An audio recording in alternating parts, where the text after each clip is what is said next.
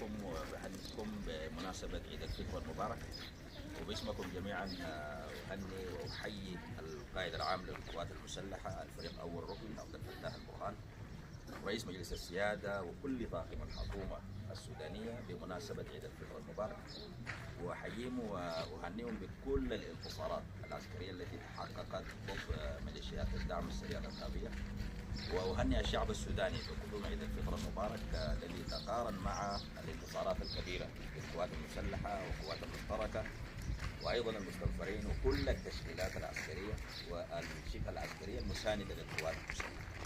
نحن نطمئن شعبنا بإذن الله العيد القادم الجميع سيعيد بإذن الله تعالى في بيته، ونحيي اللاجئين والنازحين في معسكراتهم، وإن شاء الله عودا حميدا إلى الديار. ونحن سنبذل كل ما في وسعنا أنه نحقق السلام والاستقرار وننهي هذه الحرب اللعينة التي يعني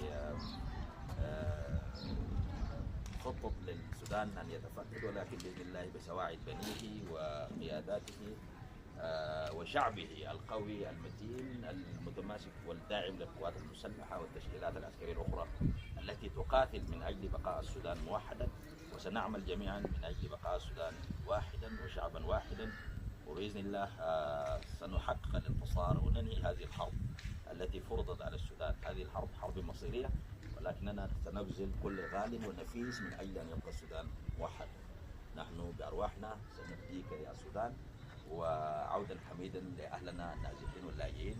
نرسل لكم من هنا من العاصمة الإدارية المؤقتة بور السودان تحايا العيد لكل أبنائنا وشعبنا في المعسكرات، كل اللاجئين النازحين الأيتام العوامل الشعب السوداني المظلوم.